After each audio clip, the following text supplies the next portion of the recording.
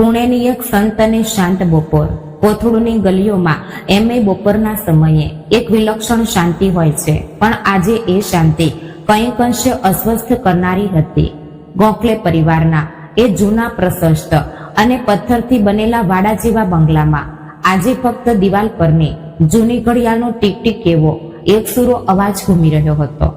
આસપાસના પારિજાતનો પથરા ટાંગણામાં પડ્યો હતો અને તેની મંદ સુગંધ આખા ઘરમાં ફેલાઈ રહી હતી.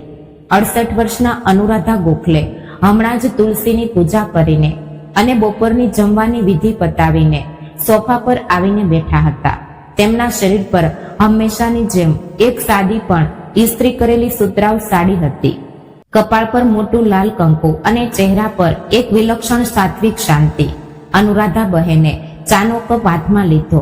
આદુ અને ગવતી ચાનીએ વરાળમાંથી સુગંધ તેમના નાકમાં ગઈ. ગઈકાલે જ તેમણે પોત્ર પોત્રીઓ નીલ અને ઈરા માટે બેસનના લાડુ બનાવ્યા હતા. આવતા રવિવારે સિદ્ધુ અને શર્વરી છોકરાઓને લઈને આવશે, ત્યારે તેમને ડબ્બામાં ભરીને આપીશ એવો વિચાર કરતા હતા. ત્યાં જ તેમની બાજુમાં રાખેલા મોબાઈલની રીંગ વાગી. સ્ક્રીન પર નામ ચમક્યું, સિદ્ધાર્થ કોલે. અનુરાધા બહેનના ચહેરા પર એકાએક હજારો દીવડાઓનો પ્રકાશ ઝળકી ઉઠ્યો. માનું મનને દિવસમાં એકવાર તો દીકરા કે પુત્રનો અવાજ સાંભળ્યા વગર તેમના જીવમાં જીવ નહોતો આવતો. તેમણે ઉતાવળે ચાનો કપ રકાબીમાં રાખ્યો અને ચહેરા પર એક હસતો વાત્સલ્ય ભર્યો ભાવ લાવીને ફોન ઉપાડ્યો. હેલો સિદ્ધુ, કેમ છે રે રાજા? અનુરાધા બહેનના અવાજમાં એ ભીનાશ, એ માયા સ્પષ્ટ અનુભવાતી હતી. છોકરાઓ ક્યાં છે? નીલની શાળા છૂટી ગઈ હશે ને અત્યારે? અને ઈરા શું કરે છે? રવિવારે આવો છો ને તમે જમવા? મેં છોકરાઓની પસંદગીના લાડુ બનાવી રાખ્યા છે. પણ સામે છેડેથી આવતો અવાજ અનુરાધા બહેનના આ મમતાભર્યા પ્રશ્નોને અનુરૂપ નહોતો.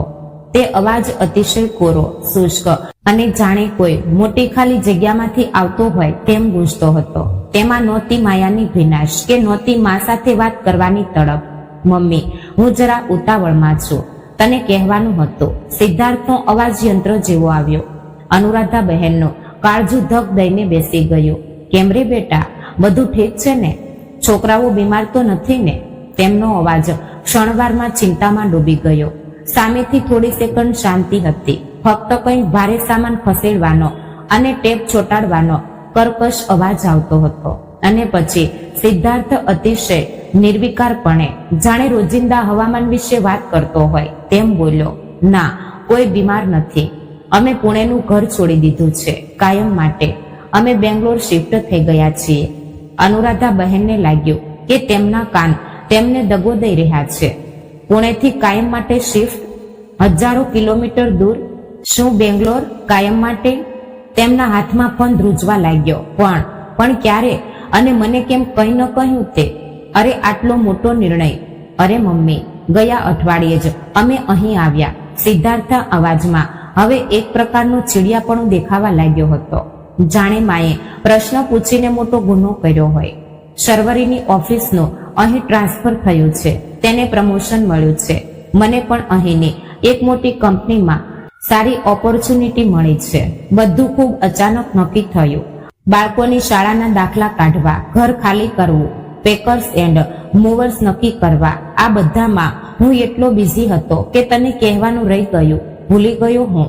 મિત્રો, વિચાર કરો, જન્મદાત્રી માતાને કોઈ એવી કેવી રીતે ભૂલી શકે? કે પછી આની પાછળ દીકરા અને વહુનો કોઈ બીજો જ ભયંકર દાવ હતો?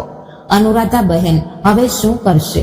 તેઓ હંમેશાની જેમ રડતા બેસી રહેશે કે પછી પેલા કૃતજ્ઞ દીકરાને એવો પાઠ ભણાવશે જેનો તેણે સપનામાં પણ વિચાર નહીં કર્યો હોય? તો મિત્રો, આ વાર્તાને અત્યારે જ સબસ્ક્રાઇબ કરો. ભૂલી ગયો, આ એક શબ્દ અનુરાધા બહેનના કાળજામાં લાલચોળ ગરમ સળિયાની જેમ પૂછ્યો. જન્મદાત્રીને જેણે પોતાના લોહીનું પાણી કરીને તેને મોટો કર્યો, તેને ઘર છોડીને હજારો માઇલ દૂર જતા દીકરો ભૂલી ગયો. કોઈ પોતાનું જૂનું શર્ટ ભૂલી જાય, કોઈ જૂની છત્રી ભૂલી જાય, પણ જન્મદાત્રી માં તેને કોઈ કેવી રીતે ભૂલી શકે? તેમનો ગળો ભરાઈ આવ્યો. શબ્દો હોઠ પર જ થીજી ગયા. પણ સિદ્ધુ, નીલ અને ઈરા, તે મને મળવા પણ ન આવ્યા? એકવાર પણ નહીં બેટા? તેઓ જતી વખતે મારા ગળે વળગીને રડ્યા હોત ને રે. તેમને મારા વગર ચેન નથી પડતો અને તે તેમને દાદીને છેલ્લી વાર મળવા પણ ન દીધા. અનુરાધા બહેનની આંખોમાંથી હવે આંસુની ધારા વહેવા લાગી હતી. તેમનો અવાજ ધ્રુજતો હતો. ડુસકા રોકતા રોકતા તેમની છાતી ફાટી જવાની અણી પર હતી. એટલામાં ફોનના સામેની છેડેથી એક અતિશય કર્કશ, તોછડો અને કાને વાગે એવો અવાજ આવ્યો. શર્વરીનો અવાજ. સિદ્ધાર્થ, પ્લીઝ જલ્દી ફોન મૂક. શર્વરી પાછળથી બૂમ પાડી રહી હતી. તેના અવાજમાં જરાય આદર નહોતો, ફક્ત તિરસ્કાર અને એક પ્રકારનો ઉદ્ધતપણું હતું. તેમને કહેવાનું ભૂલી ગયો, તેમાં કંઈ આભ તૂટી પડ્યું છે. હવે શરૂ થશે તેમનું રડવાનું અને ઇમોશનલ બ્લેકમેલ કરવાનું. મારો પુત્ર, મારી પુત્રી એમ કહીને કલાક કાઢશે. તેમને કહી દે કે આપણે અહીં ખૂબ ખુશ છીએ અને આપણી પાસે તેમના એ જૂના નાટકો માટે સમય નથી. ટ્રાન્સપોર્ટ વાળા માણસો ત્યાં રોકાયા છે, તેમને પૈસા કોણ આપશે? કટ કર ફોન જલ્દી. શર્વરીના એ શબ્દો એટલે અનુરાધા બહેનના ખુલ્લા જખમ પર મીઠું ભભરાવા જેવું હતું. એ વહુ જેના લાડ લડાવવામાં અનુરાધા બહેને પોતાની જાતને ભૂલાવી દીધી હતી, તે આજે આટલી નિર્લજતાથી બોલી રહી હતી. મમ્મી, સાંભળ્યું ને? સિદ્ધાર્થે ઉતાવળમાં કહ્યું. શર્વરી કહે છે એમ મારે કામ છે. બાળકો નવા ઘરમાં એડજસ્ટ થઈ રહ્યા છે. હું તને પછી ક્યારેક વિડીયો કોલ કરીશ. અત્યારે રાખું છું, બાય. ક્લિક. ફોન કટ થઈ ગયો. અનુરાધા બહેનના હાથમાંથી એ ફોન સરકીને નીચે સોફા પર પડ્યો. તેમના પગ નીચેથી જમીન સરકી ગઈ હતી. આંખો સામે અંધારું આવી ગયું હતું. હાથમાંનો ચાનો કપ ધ્રુજીને રકાબીમાં ઢોળાયો. ગરમ ચા તેમની સાડી પર પડી, પણ તેમને તેનું ભાન જ નહોતું. શારીરિક બળતરા એ માનસિક વેદના સામે શૂન્ય હતી. કોથરૂડના એ પ્રશસ્ત બંગલામાં હવે એક ભયંકર જીવલેણ શાંતિ ફેલાઈ ગઈ હતી. હમણાં સુધી જે શાંતિ મધુર લાગતી હતી તે હવે કોઈ સ્મશાન જેવી ભયાવહ લાગતી હતી. બંગલાની એ દિવાલો, એ જૂના ફોટા, એ ખૂણામાં રાખેલા નાના બાળકોના રમકડા, બધું જ અનુરાધા બહેનને ખાવા દોડતું હોય તેમ લાગતું હતું. તેમણે પોતાના બંને હાથ ચહેરા પર રાખ્યા અને તેઓ નાના બાળકની જેમ ધ્રુસકે ને ધ્રુસકે રડવા લાગ્યા. ભૂલી ગયો, કહેવાનું ભૂલી ગયો. આ વાક્ય તેમના કાનમાં કોઈ સાયરનની જેમ ગુંજી રહ્યું હતું. તેમની આંખો સામેથી છેલ્લા 40 વર્ષ કોઈ ફિલ્મની જેમ પસાર થઈ ગયા. સિદ્ધાર્થના જન્મથી લઈને તેના એન્જિનિયરિંગ સુધીનો સમય. જ્યારે અનુરાધા બહેનના પતિનું અવસાન થયું ત્યારે તેમણે એકલા હાથે આ ઘર અને પતિના વ્યવસાયનો ભાર અત્યંત મક્કમતાથી સંભાળ્યો હતો. સિદ્ધાર્થને ભણતર માટે ક્યારેય પૈસાની કમી પડવા દીધી નહોતી. પોતાની ઈચ્છાઓ મારીને, પોતાને જૂની ઘરેડમાં રાખીને તેમણે સિદ્ધાર્થને વિદેશ ભણવા મોકલ્યો હતો. એકલી સ્ત્રીએ સમાજ સામે લડતા પોતાના દીકરાને ઉછેરવો કેટલો કઠિન હોય છે, તેની આંચ તેમણે ક્યારેય સિદ્ધાર્થને આવવા દીધી નહોતી. શર્વરી જ્યારે તે વહુ બનીને ઘરમાં આવી ત્યારે તે અતિશય આધુનિક વિચારોની હતી. તેણે પારંપરિક વસ્તુઓ અને તહેવારોનો કંટાળો આવતો હતો, પણ અનુરાધા બહેને ક્યારેય તેને સાસુનો રૂપ દેખાડ્યો નહીં. સમય સાથે બદલાવું જોઈએ એવો વિચાર કરીને તેમણે તેને પોતાની દીકરીની જેમ સાચવી હતી.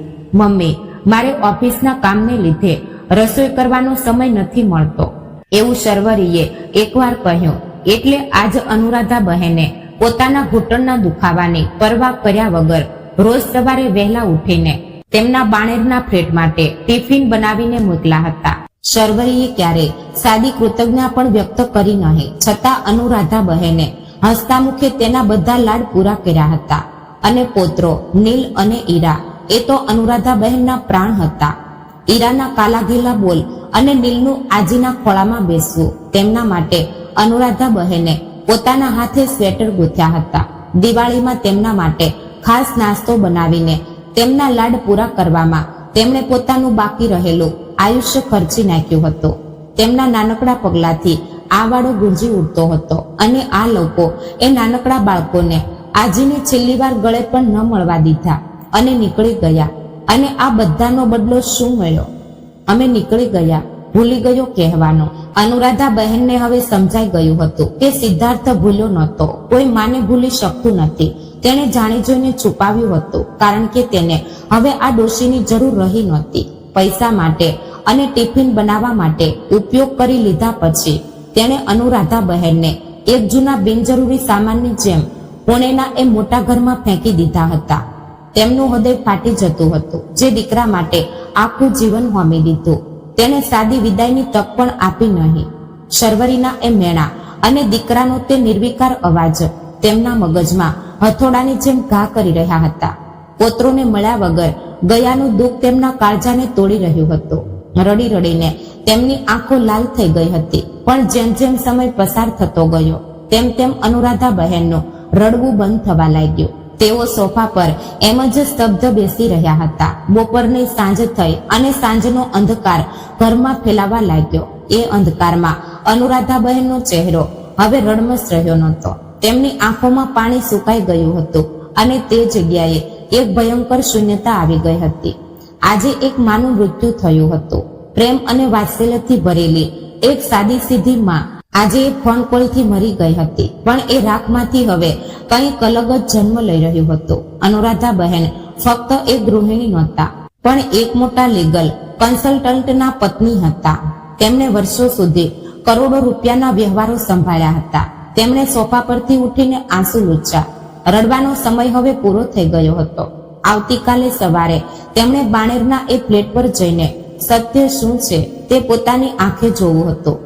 બાણેરનો એ કરોડો રૂપિયાનો ફ્લેટ જે અનુરાધા બહેને પોતાના પૈસાથી તેમને લઈ આપ્યો હતો, ત્યાં અત્યારે શું સ્થિતિ છે તે જોવું જરૂરી હતું. રાત માંડ વીતી. અનુરાધા બહેનની આંખમાં ક્ષણભર માટે ઊંઘ ન આવી. ગઈકાલ બપોરથી તેમના પેટમાં પાણીનું એક ટીપું પણ ગયું નહોતું.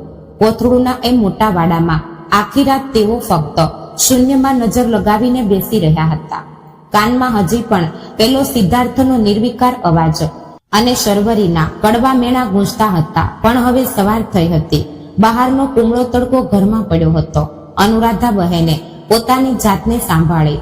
ચહેરા પર પાણી ચાંટ્યું. કપાળ પર હંમેશાની જેમ મોટું કંકુ લગાવ્યું. આજે તેમના ચહેરા પર ગઈકાલની એ લાચારી નહોતી, પણ એક પ્રકારનો ગંભીર અને મક્કમ ભાવ હતો. તેમણે પોતાની આંખે સત્ય જોવું હતું. તેમણે એક રિક્ષા પકડી અને બાણેર તરફ નીકળ્યા. બાણેરનો એ પ્રિન્સિપ વ્યૂ નામનો લક્ઝરી ટાવર. આ એ જ ટાવર હતો જાનો એ 2.5 કરોડનો ભવ્ય ફ્લેટ અનુરાધા બહેને પોતાની અને તેમના સ્વર્ગસ્થ પતિની કમાણીમાંથી સિદ્ધાર્થને લઈ આપ્યો હતો. દીકરાને તેની ઓફિસ નજીક રહેવાનું ફાવશે. પોત્રોને સોસાયટીમાં રમવાની જગ્યા મળશે. આ એક ભોળી આશાએ તેમણે પોતાની આખી જિંદગીની મૂડી ત્યાં રેડી દીધી હતી. રિક્ષામાંથી ઉતરીને તેઓ ગેટ પર આવ્યા. અનેક વર્ષોથી ત્યાં કામ કરતો જૂનો સિક્યુરિટી ગાર્ડ રામસિંહ તેમને જોઈને થોડો ચોંકી ગયો. તેણે આદરથી સેલ્યુટ કર્યું. રામસિંહ, સિદ્ધાર્થ સાહેબના ફ્લેટની ચાવી છે મારી પાસે, હું ઉપર જાઉં છું. અનુરાધા બહેન શાંતિથી બોલ્યા. રામસિંહ થોડો મૂંઝાઈને બોલ્યો, માતાજી, સાહેબ અને મેડમ તો પરમ દિવસે રાત્રે જ અચાનક બધો મોટો સામાન લઈને ગયા. ખૂબ ઉતાવળમાં હતા. તમને ખબર નહોતી? અનુરાધા બહેનના કાળજામાં ફરી એકવાર ઝણઝણાટી થઈ. રાતના અંધારામાં ચોરની જેમ ભાગી ગયા. તેમણે રામસિંહને કંઈ જ ઉત્તર આપ્યો નહીં. ફક્ત હળવું માથું હલાવ્યું અને લિફ્ટ તરફ વળ્યા. 12મા માળે લિફ્ટ ઊભી રહી. અનુરાધા બહેને પોતાના પર્સમાંથી એ ફ્લેટની વધારાની ચાવી કાઢી. ધ્રુજતા હાથે તેમણે તાળામાં ચાવી નાખી અને દરવાજો ખોલ્યો. દરવાજો ખોલતા જ ઘરમાંની એ બંધિયાર અને વાસીગંધ તેમના નાકે આવી. ઘરમાં પ્રવેશતા જ તેમની સામે જે દ્રશ્ય આવ્યું તેણે તેમના પગ નીચેની જમીન ફરી એકવાર હચમચાવી દીધી. એ લક્ઝરી ફ્લેટ હવે કોઈ કચરાના ઢગલા જેવો દેખાતો હતો. બધે જ અસ્તવ્યસ્ત સામાન, ધૂળથી ભરેલા ખૂણા, જમીન પર પડેલા કાગળના ટુકડા, જૂના રદ્દીના ગઠ્ઠા અને ખાલી ખોખા. શર્વરીની બેજવાબદારી અને આળસ ઘરના દરેક ખૂણામાંથી છીસો પાડીને કહેતી હતી. જે સામાન તેમને જોઈતો નહોતો તે તેમણે જાણે પગ નીચે કચડો હોય તેમ અસ્તવ્યસ્ત ફેંકી દીધો હતો. અનુરાધા બહેન ધીમે ધીમે ડગલા ભરતા આગળ વધ્યા. દીવાનખાનાના ખૂણામાં જૂના ચાપા અને કચરાનો એક ઢગલો હતો. એ કચરાના ઢગલામાં તેમને એક વાદળી રંગનો મખમલી કવર દેખાયું. તેમણે નીચે નમીને તે ઉઠાવ્યું. એ નીલ અને ઈરાના બાળપણના ફોટાનો આલ્બમ હતો. જે આલ્બમમાં અનુરાધા બહેને બંને પુત્રોને પહેલીવાર ખોળામાં લીધા હતા તે ફોટા હતા. તે આલ્બમ તેમણે નકામા કચરામાં ફેંકી દીધો હતો. આનો અર્થ સ્પષ્ટ હતો. તેમણે આ ઘરમાંથી ફક્ત મોંઘી વસ્તુઓ અને પૈસા જ લઈ જવાના હતા. અનુરાધા બહેનની યાદો નહીં, પણ સાચો આઘાત તો હજી બાકી હતો. અનુરાધા બહેન ભારે પગલે રસોડામાં ગયા. ત્યાં સિંકમાં એઠા વાસણો એમ જ પડ્યા હતા. સિંકની નીચે રાખેલી મોટી ડસ્ટબિનમાંથી દુર્ગંધ આવી રહી હતી. અનુરાધા બહેનની નજર અચાનક ડસ્ટબિન પર ગઈ અને તેમના કાળજાનો ધબકારો ચૂકી ગયો. તેમનો શ્વાસ ક્ષણવાર માટે થંભી ગયો. એ ડસ્ટબિનમાં વાસી અને સડેલા અન્નના ઢગલા પર છાની પત્તી અને એંઠવાડ પર એક પીળા અને સફેદ રંગનો ઊનનો ગોળો પડ્યો હતો.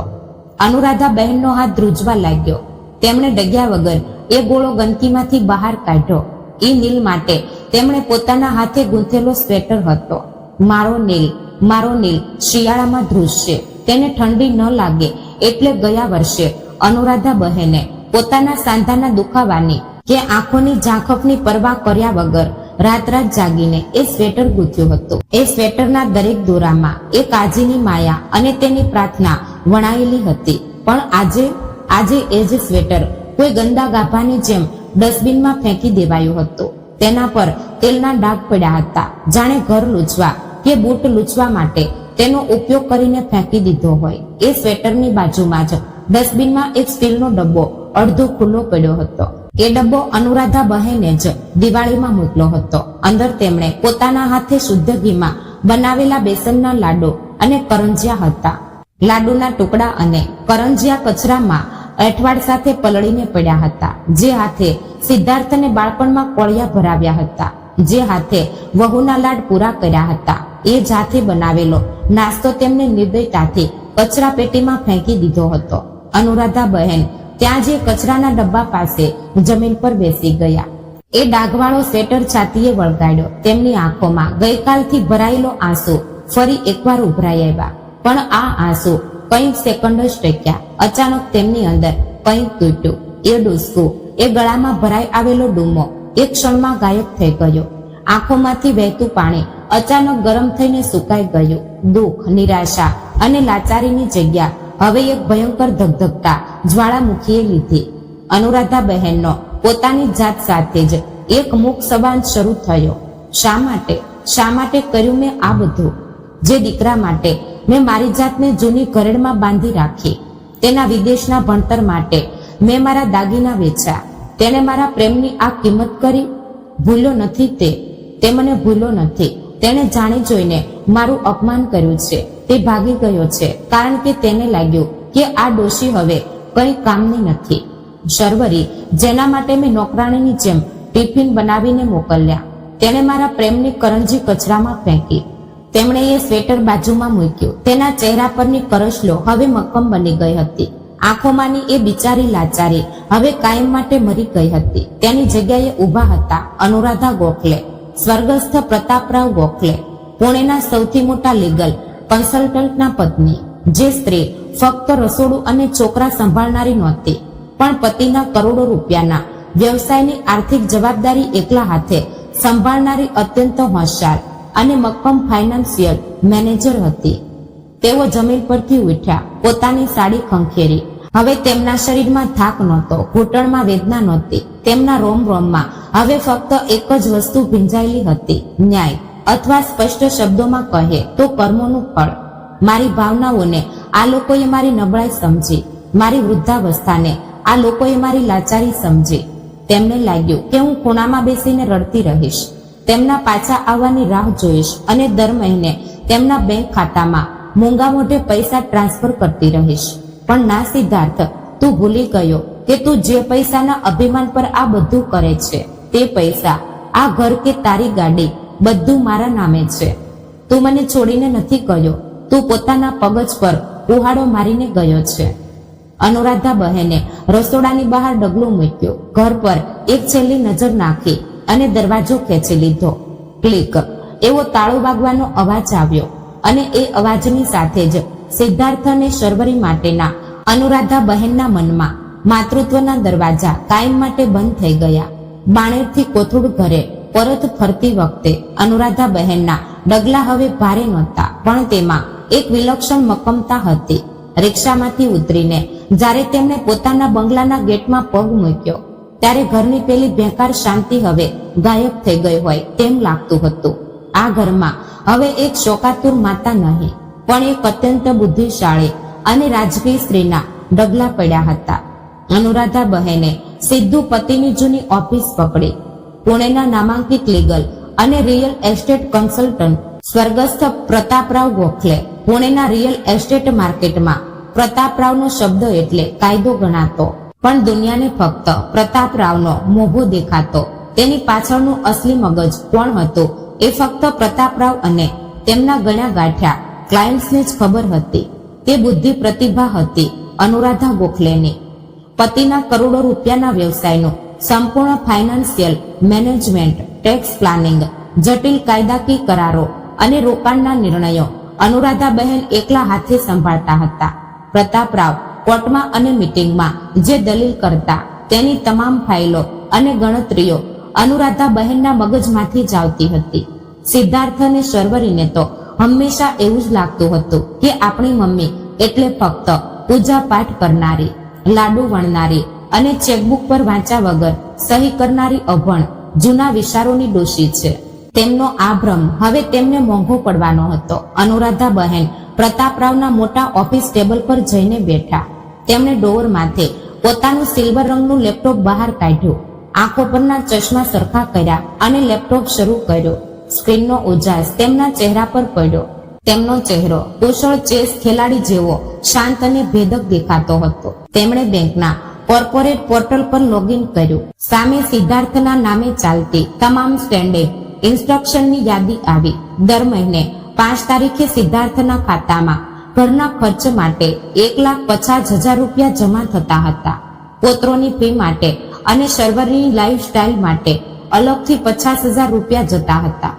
શર્વરી પ્લેટિનમ ક્રેડિટ કાર્ડ પર મોલમાં જઈને લાખોની ખરીદી કરતી હતી. તે કાર્ડ અનુરાધા બહેનના મુખ્ય ખાતા સાથે જોડાયેલું એડ ઓન કાર્ડ હતું. તમારે આઝાદી જોઈતી હતી ને, તો હવે આર્થિક આઝાદી પણ અનુભવો. અનુરાધા બહેન મનોમન બબડ્યા. તેમની આંગળીઓએ કીબોર્ડ પર અત્યંત ઝડપથી હલચલ કરી. એક પછી એક ક્લિક થતી ગઈ. Cancel auto transfer, click. Block of supplementary credits card, click. Freeze joint account access, click. Screen પર લાલ અક્ષરે મેસેજ ચમક્યો. Transaction cancel, and card blocked successful. આવતી 5 તારીખે સિદ્ધાર્થ અને શર્વરીને તેમના મોબાઈલ પર પેમેન્ટ ડિક્લાઇનનો જે ધક્કો લાગવાનો હતો તેની આ પહેલી સીડી હતી. આર્થિક નસ ખેંચ્યા વગર આ અભિમાની કપલને જમીન પર લાવવા શક્ય નહોતું. લેપટોપ બંધ કરીને અનુરાધા બહેન ફટાફટ ઉઠ્યા. તેમણે પોતાનું પર્સ લીધું અને સીધા શિવાજીનગર સ્થિત એડવોકેટ માધવરાવ કાળેની ઓફિસ તરફ પ્રયાણ કર્યું. એડવોકેટ કાળે પ્રતાપરાવના જૂના મિત્ર અને ગોખલે પરિવારના કાયદાકીય સલાહકાર. તેમની ઓફિસ જૂની કાયદાકીય ફાઇલો અને પુસ્તકોથી ભરેલી હતી.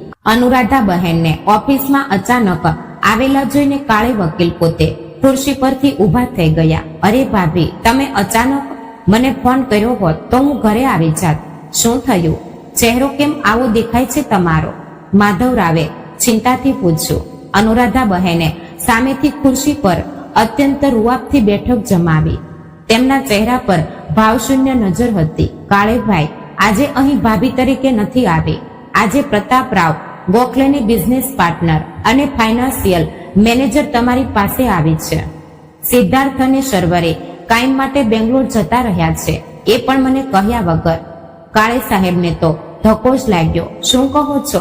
પણ ગઈકાલે જ મેં સિદ્ધાર્થનો એક મેલ જોયો.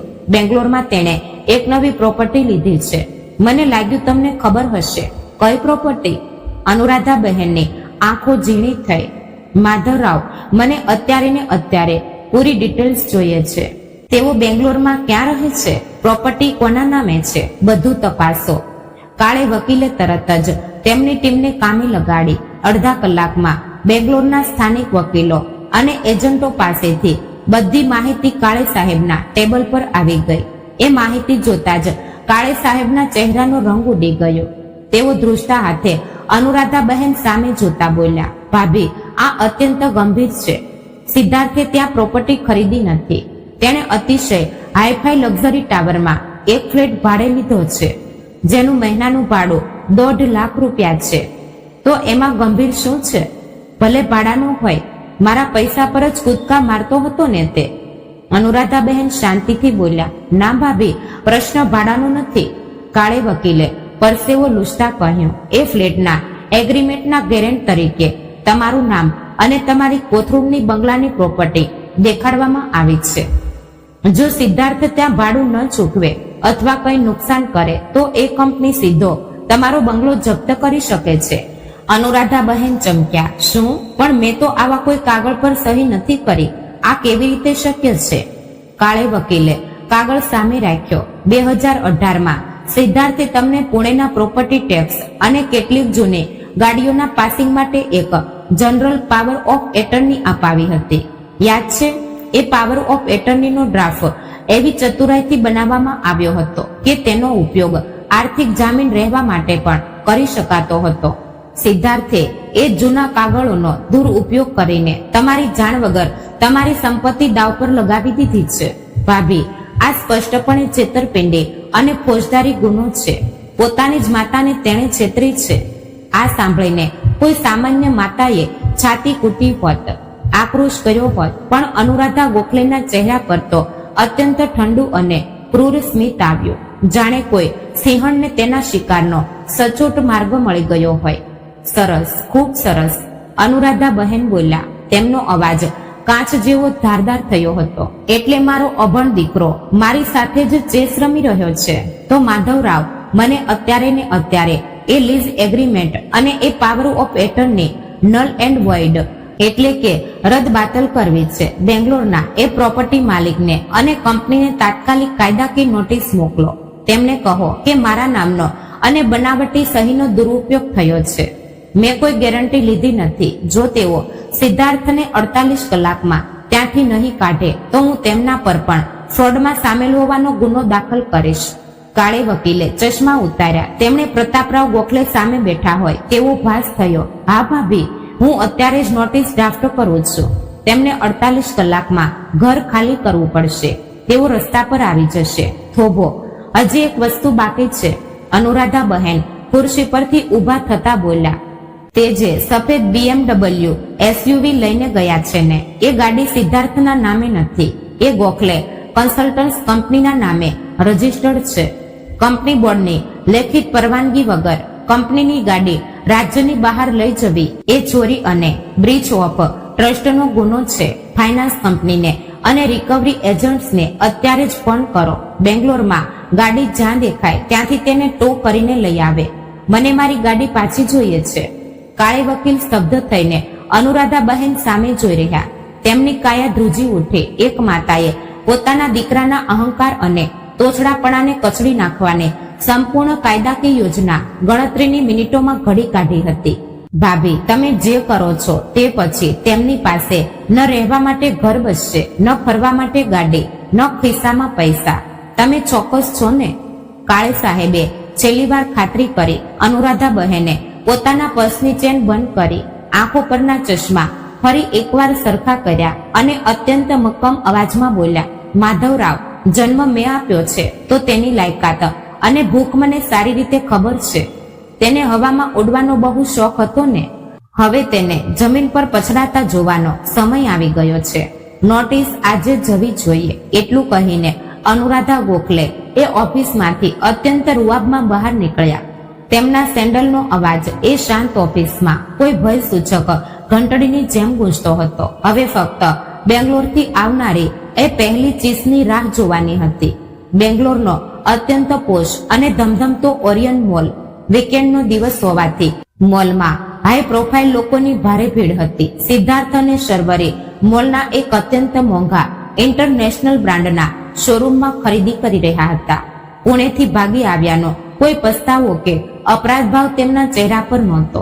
ઉલટું માના પૈસા પર જલસા કરવાના અને તેને મૂર્ખ બનાવ્યાનો અહંકાર બંનેના વર્તનમાં છલકાતો હતો. શર્વરીએ પોતાના માટે ગુચ્ચીની 2 મોંઘી હેન્ડબેગ અને ડિઝાઇનર કપડાં લીધા અને સિદ્ધાર્થ માટે 2 બ્રાન્ડેડ ઘડિયાળ લીધી.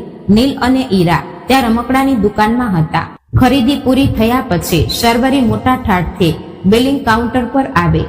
કાઉન્ટર પરના સેલ્સમેને હસતા મુખે બિલ બનાવ્યું. Sir, your total is 35,000 only. Salesman નમ્રતાથી બોલ્યો. સિદ્ધાર્થે અત્યંત રૂઆબથી પોતાના ખિસ્સામાંથી પેલું પ્લેટિનમ ક્રેડિટ કાર્ડ કાઢ્યું અને સેલ્સમેનના હાથમાં આપ્યું. આ એ જ કાર્ડ હતું જેનું બિલ દર મહિને અનુરાધાબહેનના ખાતામાંથી ભરાતું હતું.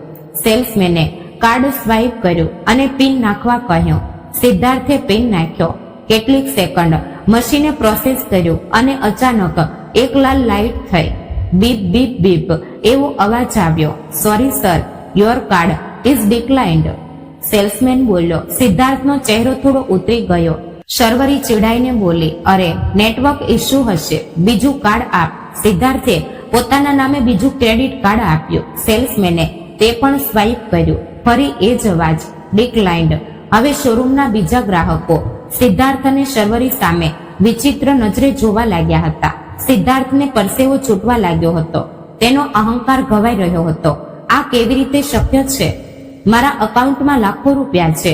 ઉભા રહો, હું મોબાઈલ એપ પર ચેક કરું છું.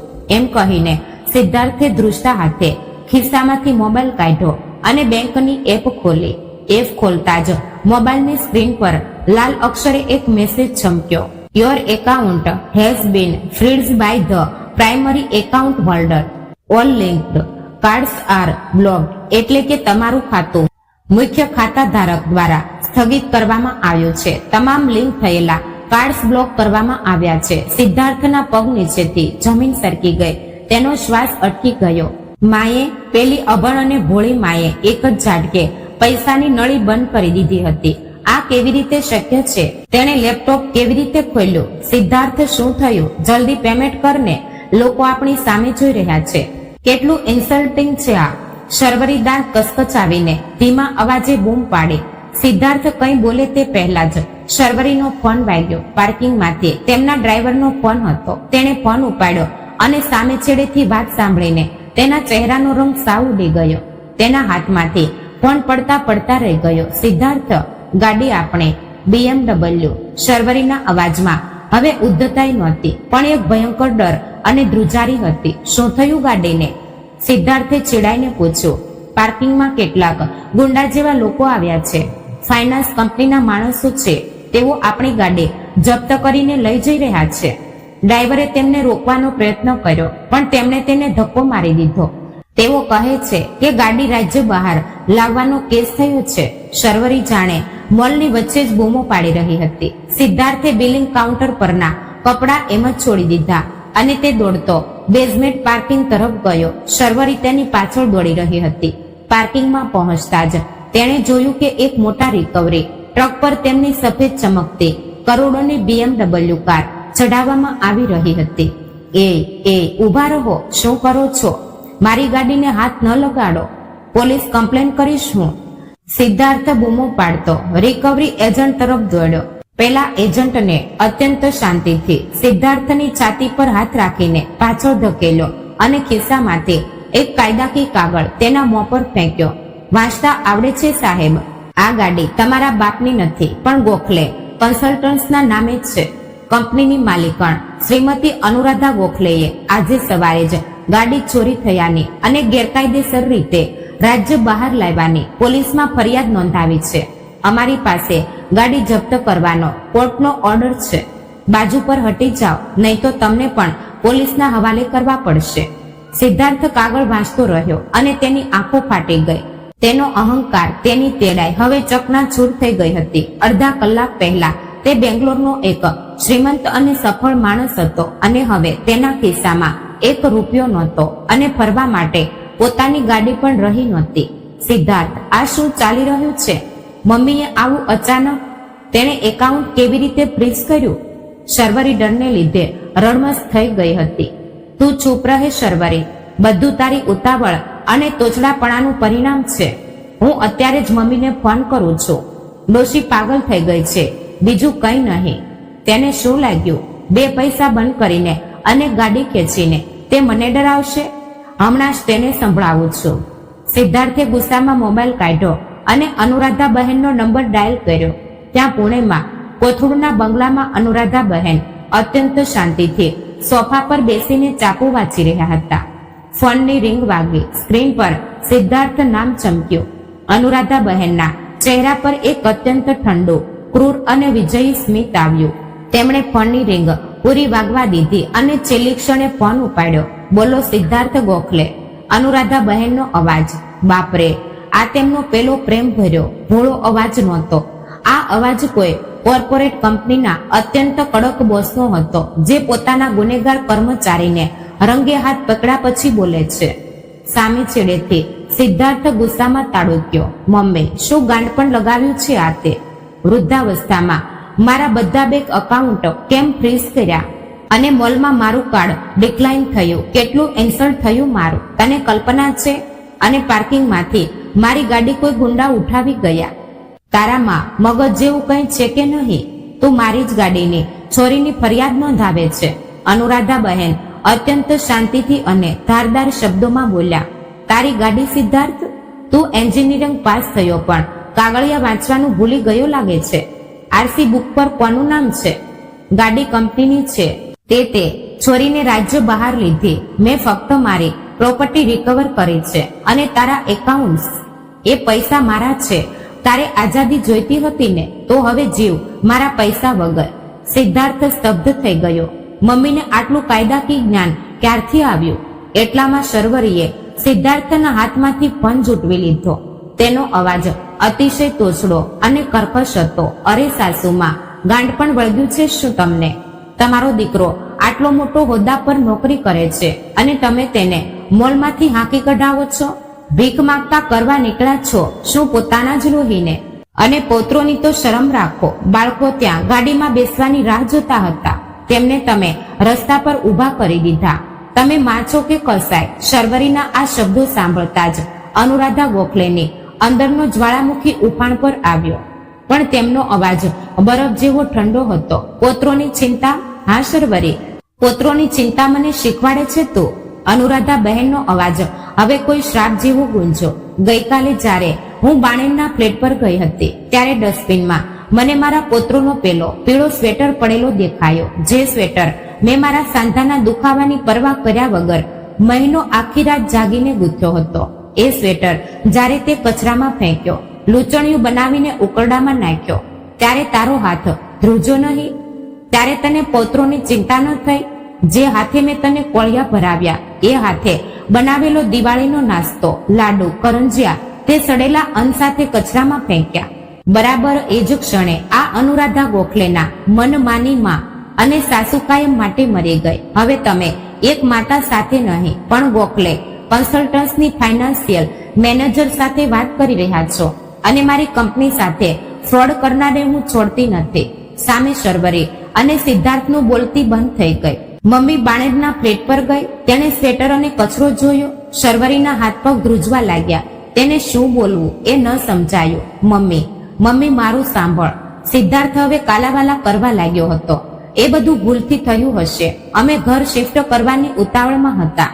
તું પ્લીઝ એકાઉન્ટ શરૂ કર. અમારી પાસે કેશ નથી. કેશ નથી તો પેલો 1.5 લાખનો લક્ઝરી ફ્લેટ કેવી રીતે ભાડે લીધો રે સિદ્ધાર્થ?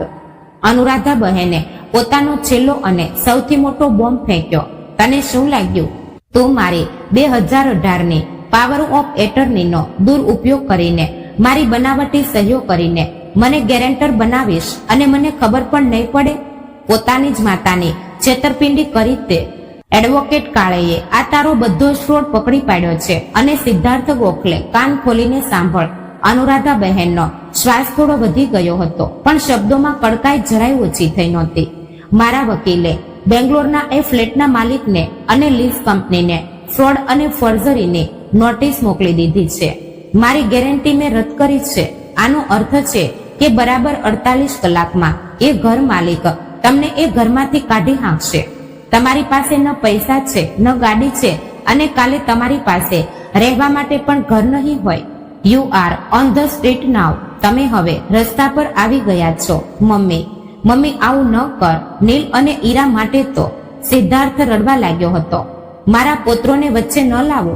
તેમણે જો આ સજા ભોગવવી પડે તો તેનું પાપ તમારા માથે છે, મારા નહીં. અને હા, હવે પછી આ નંબર પર ફોન ન કરતા. કાયદાકીય ભાષામાં જવાબો એડવોકેટ કાળે પાસેથી મળશે. Have a nice day mister and missus Gokhale. એમ કહીને અનુરાધાબેને ફોન કટ કર્યો અને ફોન કાયમ માટે સ્વિચ ઓફ કરી દીધો. બેંગ્લોરના ઓરિયન મોલના એ બેઝમેન્ટ પાર્કિંગમાં સિદ્ધાર્થ અને શર્વરી કોઈ પૂતળાની જેમ ઊભા હતા. તેમની આસપાસથી લોકોની આલિશાન ગાડીઓ જતી હતી, પણ તેમના પગ નીચેથી જમીન સરકી ગઈ હતી. જેમના બધા ક્રેડિટ અને ડેબિટ કાર્ડ પ્લાસ્ટિકના નકામા ટુકડા જેવા થઈ ગયા હતા. મોલની અંદર લીધેલી પેલી ગુચ્ચીની બેગ અને ડિઝાઇનર કપડાં ત્યાં જ કાઉન્ટર પર છોડીને તેમને અક્ષરશ ચોરની જેમ બહાર નીકળવું પડ્યું હતું. હવે ઘરે કેવી રીતે જઈશું? શર્વરીએ રડતા અવાજે પૂછ્યું. ગાડી ફાઇનાન્સ કંપની લઈ ગઈ હતી અને કેબ બુક કરવા માટે એપમાં બેંક ખાતા સાથે જોડાયેલું પેમેન્ટ ડિક્લાઇન થઈ રહ્યું છે. છેવટે ખિસ્સામાં બચેલા છૂટા પૈસાથી તેમણે એક સાદી ઓટો રિક્ષા પકડી, જે શર્વરીને એસી ગાડી વગર ફરવાની આદત નહોતી. તે આજે બેંગ્લોરના ટ્રાફિકમાં ધૂળ અને ગરમીમાં રિક્ષામાં બેઠી હતી. નીલ અને ઈરા, જેમને આ બધી વાતો સમજાતી નહોતી, તેઓ ભૂખ અને ગરમીથી રડતા હતા. જેમ તેમ કરીને તેઓ પેલા લક્ઝરી ટાવરના ગેટ પર પહોંચ્યા. પામ્સ વિલા નામનો એ અતિશય પોશ સોસાયટીનો વિસ્તાર. રિક્ષા ગેટ પર ઊભી રહી કે તરત જ ત્યાંના સિક્યુરિટી ગાર્ડે હંમેશાની જેમ સેલ્યુટ ન કર્યું, પણ હાથથી જ ઊભા રહેવાનો ઇશારો કર્યો. સર, મેનેજર સાહેબે તમને સીધા ક્લબ હાઉસની ઓફિસમાં બોલાવ્યા છે. ફ્લેટના માલિક મિસ્ટર રેડ્ડી ત્યાં તમારી રાહ જોઈ રહ્યા છે. સિક્યુરિટી ગાર્ડ અત્યંત સૂક્ષ્મ ભાષામાં બોલ્યો. સિદ્ધાર્થના પેટમાં ફાળ પડે તે અને શર્વરી ડરતા ડરતા મેનેજરની કેબિનમાં ગયા. અંદર પગ મૂકતા જ મિસ્ટર રેડ્ડી અત્યંત ગુસ્સામાં તેમની તરફ ઘસી આવ્યા. Mister Gokhale, what is this nonsense? રેડ્ડીએ કાયદાકી નોટિસ સિદ્ધાર્થના મોં પર ફેંકી. તમારા મમ્મીના વકીલ તરફથી હમણાં જ આ નોટિસ ઈમેલ પર આવી છે. તમે લીઝ એગ્રીમેન્ટ પર તમારી માતાની જે ગેરેન્ટર તરીકે સહી આપી હતી તે બનાવટી હતી. તમે પાવર ઓફ એટર્નીનો દુરુપયોગ કર્યો. This is pure fraud. Siddharth પરસેવો લૂછતા બોલ્યો. સર, એવું નથી. અમારામાં કંઈક ફેમિલી ગેરસમજ થઈ છે. હું બધું ક્લિયર કરું છું. શટઅપ, રેડી તાડુક્યા. તેમનો અવાજ કેબિનની બહાર લોબીમાં ઉભેલા બીજા રહીશોને પણ સંભળાઈ રહ્યો હતો. સિદ્ધાર્થ અને શર્વરીનો લોકો સામે અક્ષરશ પંચનામું થઈ રહ્યો હતો. તમારા જેવા છેતરપિંડી કરનારા લોકો હું મારી સોસાયટીમાં 1 મિનિટ પણ નહીં રાખું. મારે તમારી કોઈ દલીલ સાંભળવી નથી. હું અત્યારે જ પોલીસ ફરિયાદ કરી શકું છું, પણ તમે ફેમિલી વાળા છો એટલે છોડું છું. તમારી પાસે બરાબર 48 કલાક છે. પરમ દિવસે સાંજ પહેલા મારો ફ્લેટ ખાલી કરો અને અહીંથી ચાલતા થાવ, નહીં તો તમારો સામાન પોતે સિક્યુરિટી દ્વારા બહાર ફેંકાવી દઈશ. શર્વરીએ રડતા રડતા રેડ્ડીના હાથ પકડવાનો પ્રયત્ન કર્યો. સર પ્લીઝ, અમારી પાસે નાના બાળકો છે, અમને થોડો સમય આપો. પણ રેડ્ડીએ અત્યંત તિરસ્કારથી તેને દૂર કરી અને ત્યાંથી નીકળી ગયા. લોબીમાં લોકો તેમની તરફ ગુનેગારની જેમ જોઈ રહ્યા હતા. ગઈકાલ સુધી આ સોસાયટીમાં રૂઆબ દેખાડનારા સિદ્ધાર્થ અને શર્વરી આજે નીચું મોઢું કરીને અપમાનિત થઈને પોતાના ફ્લેટમાં આવ્યા. ઘરમાં આવતા જ શર્વરી જમીન પર પછડાઈ અને તેને માથું કૂટ્યું. આ બધું તારી પેલી ડોશીને લીધે થયું છે સિદ્ધાર્થ. પાગલ થઈ ગઈ છે તે. પોતાના જ દીકરાને રસ્તા પર લાવતા તેને જરા શરમ ન આવી? હવે આપણે ક્યાં જઈશું? ખિસ્સામાં ફૂટી કોડી નથી, રહેવા માટે ઘર નથી. કાલે ખાઈશું શું આપણે? શર્વરી બદલાની ભાવનાથી અને ગુસ્સામાં બૂમો પાડતી હતી. સિદ્ધાર્થ શાંત હતો, પણ તેના મગજમાં હવે એક ભયંકર અને કાળો વિચાર શરૂ થયો હતો. લાચારી માણસને કયા સ્તરે લઈ જાય છે તેનું તે હવે જીવતું જાગતું ઉદાહરણ બની રહ્યો હતો. તેનામાં રહેલો શિક્ષિત દીકરો હવે સંપૂર્ણપણે મરી ગયો હતો અને તેની જગ્યા એક ગુનેગારે લીધી હતી. તું ચૂપ રહે શર્વરી, હું જોઉં છું શું કરવાનું છે તે. તેને લાગ્યું કે તેણે બધા એકાઉન્ટ ફ્રીઝ કર્યા એટલે તે જીતી ગઈ. હું તેને છોડવાનો નથી, એમ બબડતા સિદ્ધાર્થે પોતાનું લેપટોપ ખોલ્યું. તેને યાદ આવ્યું કે અનુરાધા બહેનના મુખ્ય ખાતાનો એટલે કે ગોખલે કન્સલ્ટના મુખ્ય બિઝનેસ એકાઉન્ટનો જૂનો લોગિન આઈડી અને પાસવર્ડ તેને ખબર હતો. થોડા વર્ષો પહેલા અનુરાધા બહેન બીમાર હતા ત્યારે તેમણે સિદ્ધાર્થને તે આપીને એક ટ્રાન્ઝેક્શન કરવા કહ્યું હતું. સિદ્ધાર્થે લેપટોપ પર બેંકનું પોર્ટલ ખોલ્યું. તેના હાથ ધ્રુજતા હતા, કપાળ પરથી પરસેવાની ધાર વહેતી હતી. તે હવે પોતાની જ માના ખાતા પર સાયબર હુમલો કરી રહ્યો હતો. તેણે યુઝર આઈડી નાખ્યો, જૂનો પાસવર્ડ નાખ્યો. માય ગોડ, પ્લીઝ લોગિન થવા દે.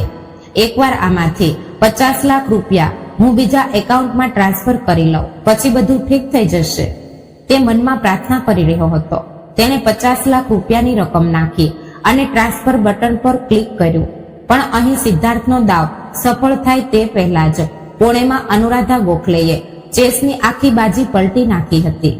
ગઈકાલે જ તેમણે એડવોકેટ કાળેની સલાહ મુજબ બેંકના તમામ પાસવર્ડ, સિક્યુરિટી ક્વેશ્ચન અને 2 ફેક્ટર ઓથેન્ટિકેશન બદલી નાખ્યા હતા. સિદ્ધાર્થે એન્ટર દબાવતા જ તેની સ્ક્રીન પર એક્સેસ ડિનાઇડ એવા લાલ મેસેજ આવ્યો અને તે ક્ષણે પુણેના કોથરૂડમાં અનુરાધાબાઈના બંગલામાં દેવઘર સામે બેઠેલા મોબાઈલ પર એક મોટો બીપ અવાજ આવ્યો. તેમણે મોબાઈલ જોયો. બેંકનો હાઈ સિક્યુરિટી એલર્ટ હતો.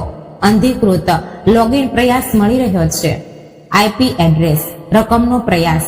અનુરાધાબાઈના ચહેરા પર દુઃખ નહોતું, પણ એક ભયંકર વાસ્તવિકતાની જાણ હતી. તેમનો પોતાનો દીકરો, જેણે તેમણે લોહીનું પાણી કરીને મોટો કર્યો હતો, તે જ ચોર બની ગયો હતો. પૈસાની લાલચમાં તે માતાના ખાતા પર ધાડ મારવા નીકળ્યો હતો. તેમણે તરત જ તે એસએમએસ અને આઈપી એડ્રેસનો સ્ક્રીનશોટ એડવોકેટ કાળેને ફોરવર્ડ કર્યો.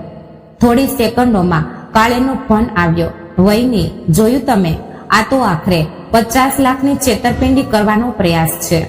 સાપે છેવટે ફેણ ચડાવી જ દીધી. હવે આ ઘરગથ્થુ ઝઘડો નથી રહ્યો વહીની, આ ગંભીર સાયબર ક્રાઇમ અને છેતરપિંડીનો ગુનો છે. નોન બેલેબલ ઓફેન્સ છે આ. હું અત્યારે જ સાયબર સેલમાં આની સત્તાવાર ફરિયાદ નોંધાવું છું. નોંધાવોમાં ધવરાવ. જરાય દયામાયા બતાવશો નહીં. જે માણસ જન્મ આપનારી માતાનું ખિસ્સું કાપતા અંચકાતો નથી, તે મારો દીકરો હોઈ જ ન શકે. તે હવે ફક્ત એક ગુનેગાર છે. અનુરાધાબાઈએ અત્યંત કઠોરતાથી ફોન મૂકી દીધો. ત્યાં બેંગ્લોરમાં સિદ્ધાર્થને સમજાઈ ગયો હતો કે પોતાનો દાવ ફસાઈ ગયો છે અને હવે પોતે એક ભયંકર જાળમાં ફસાઈ ગયો છે. જો મમ્મીને એલર્ટ ગયો હશે તો તે ચોક્કસ પોલીસમાં જશે. આ કલ્પનાથી જ તેની ફાળ પડી.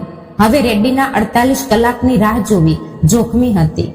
પોલીસ ગમે ત્યારે આવી શકતી હતી. સર્વરી પેકિંગ કર, અત્યારે ને અત્યારે. સિદ્ધાર્થ બૂમ પાડી ઉઠ્યો. કેમ? પણ આપણી પાસે તો 48 કલાક છે ને. નહીં, પોલીસ આવશે આપણને પકડવા. મેં મમ્મીના અકાઉન્ટમાંથી પૈસા કાઢવાનો પ્રયત્ન કર્યો અને તે બ્લોક થઈ ગયું. આપણે અત્યારે જ અહીંથી ભાગવું પડશે. સિદ્ધાર્થ પાગલની જેમ ઘરમાંથી બેગ બહાર કાઢતો હતો. શર્વરીના પગ નીચેથી જમીન સરકી ગઈ. પોલીસ? પોતાની જ માતા પોતાના જ દીકરાને જેલમાં નાખશે? તેનો અહંકાર હવે પૂરેપૂરો ધૂળમાં મળી ગયો હતો. તે રાત તેમના જીવનની સૌથી કપરી અને ભયાનક રાત હતી. જે આલિશાન ઘરમાં તેઓ કાલ સુધી રાજા રાણીની જેમ રહેતા હતા, તે ઘરમાંથી આજે રાત્રિના અંધારામાં ચોરની જેમ ભાગવું પડી રહ્યું હતું. ઘરનું મોંઘું ફર્નિચર, ટીવી, શર્વરીના મોંઘા ડ્રેસ, બધું જ ત્યાં છોડી દેવું પડ્યું.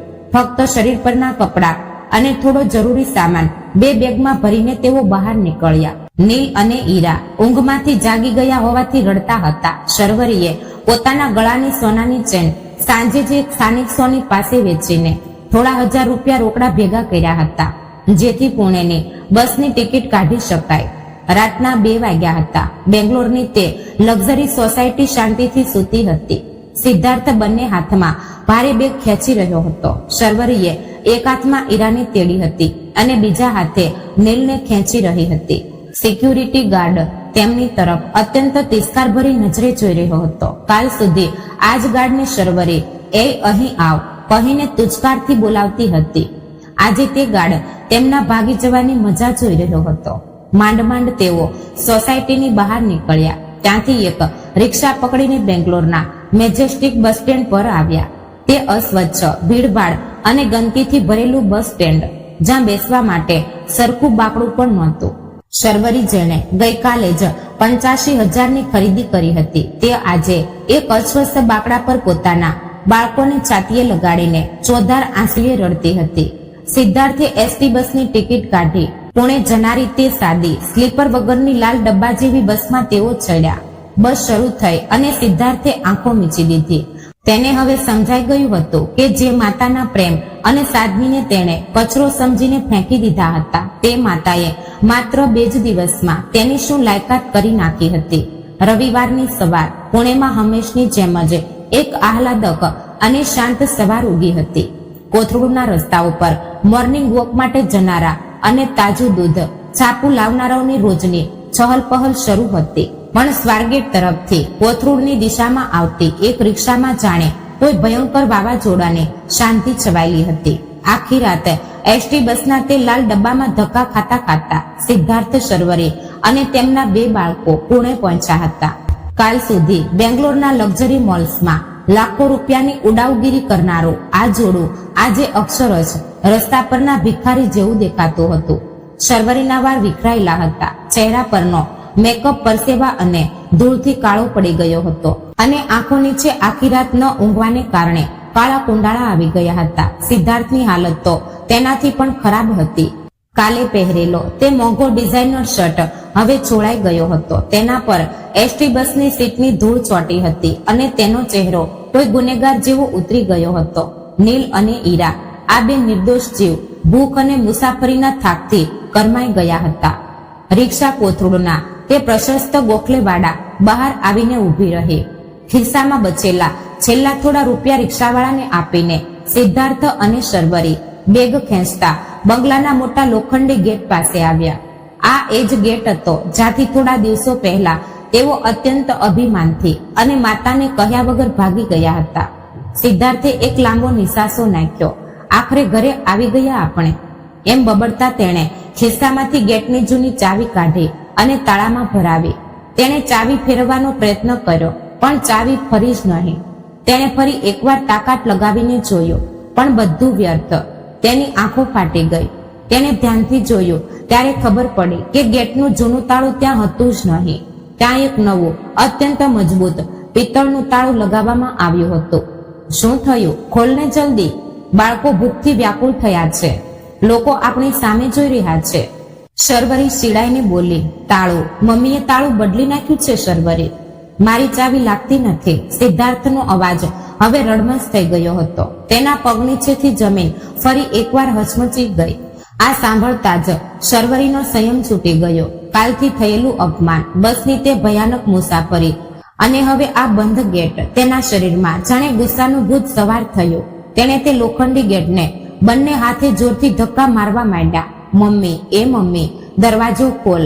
શર્વરી અક્ષરક્ષ રસ્તા પર બૂમો પાડતી હતી. શું નાટક માંડ્યું છે? ગડપણમાં અમને અંદર લો. બાળકો રડે છે અહીં બહાર. તેનો અવાજ એટલો કર્કશ હતો કે સવારની શાંતિમાં આખી ગલીમાં ગુંજી ઉઠ્યો. આજુબાજુના બંગલામાંથી લોકો પોતપોતાની ગેલેરીમાંથી બહાર ડોક્યું કરવા લાગ્યા. ગોખલેની વહુ રસ્તા પર ઊભા રહીને તમાશો કરતી હતી. થોડી ક્ષણો પછી બંગલાનો તે મોટો કોતરણી કામ કરેલો લાકડાનો દરવાજો ખોલ્યો. અનુરાધાબાઈ અત્યંત શાંત ડગલે બહાર આવ્યા. તેમના શરીર પર હંમેશની જેમ જ એક ઇસ્ત્રી કરેલી સાડી હતી અને ચહેરા પર એવો નિર્વિકાર અને અભેદ ભાવ હતો કે જે જોઈને કોઈના પણ શરીરમાં ધ્રુજારી છૂટી જાય. તેમની ચાલમાં જરાય ઉતાવળ નહોતી. તેઓ ધીમેથી ચાલતા આવ્યા અને ગેટની અંદરની બાજુએ આવીને ઊભા રહ્યા. તેમની અને સિદ્ધાર્થની વચ્ચે હવે તે મજબૂત લોખંડી ગેટ હતો. મમ્મી, શું જુએ છે? દરવાજો ખોલ જલ્દી. રાતથી કંઈ ખાધું નથી અમે, અને આ તાળું કેમ બદલી નાખ્યું તે?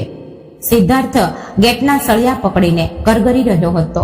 અનુરાધાબાઈએ તેમની તરફ અત્યંત ઠંડી અને ભેદી નજરે જોયું.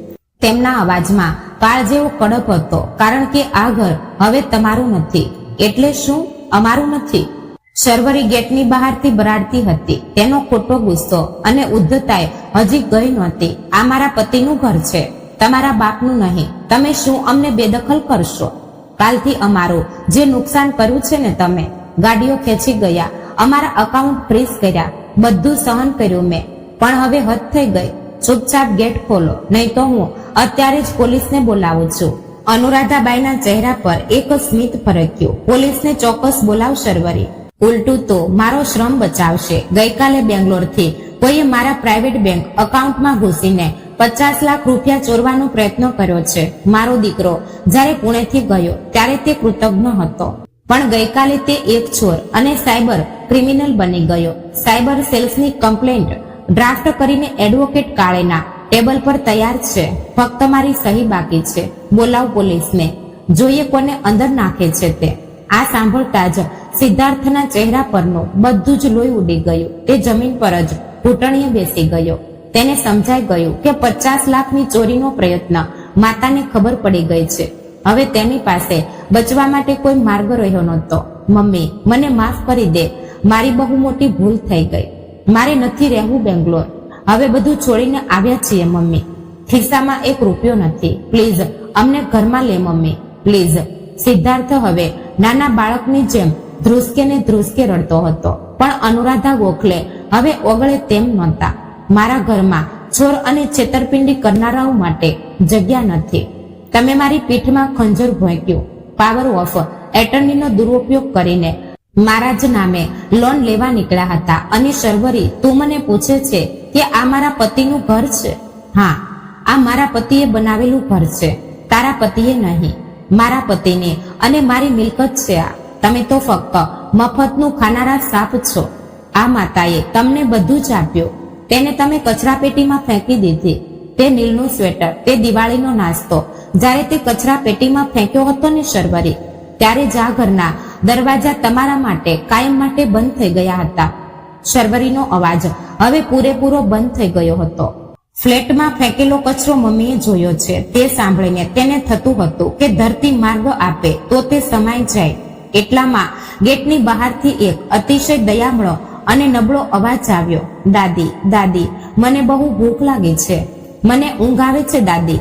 ઈરા અને નીલ ગેટના સળિયામાંથી પોતાના નાના હાથ અંદર નાખીને રડતા હતા. તે કરમાયેલા સુકાયેલા ચહેરા જોઈને અનુરાધાબાઈનું હૈયું દ્રવી ઉઠ્યું. ગુસ્સો સિદ્ધાર્થ અને શર્વરી પર હતો, પણ આ નિર્દોષ જીવો પર નહીં. તેમના મા બાપ નાલાયક નીકળ્યા, પણ આ બાળકોને રસ્તા પર કેમ મરવા દેવા? અનુરાધાબાઈનો ચહેરો થોડો નરમ પડ્યો. તેણે પાલવમાં બાંધેલી ચાવી કાઢી. સિદ્ધાર્થની આંખોમાં આશાનું કિરણ જાગ્યું.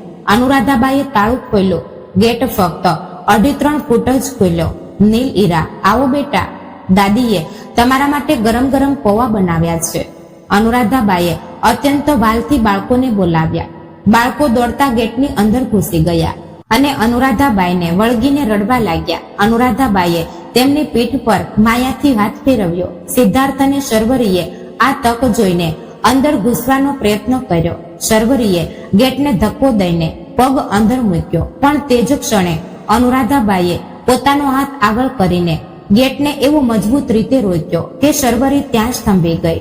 અનુરાધાબાઈની આંખો હવે સિંહણ જેવી લાલઘૂમ થઈ ગઈ હતી. એક ડગલું, ફક્ત એક જ ડગલું જો આ ગેટની અંદર મૂક્યું છે ને શર્વરી, તો યાદ રાખજે, અત્યારે ને અત્યારે પોલીસને ફોન કરીશ અને આ 50 લાખના નોન બેલેબલ ફ્રોડ કેસમાં તમારા બંનેના હાથમાં હાથકડી પડ્યા વગર રહેશે નહીં.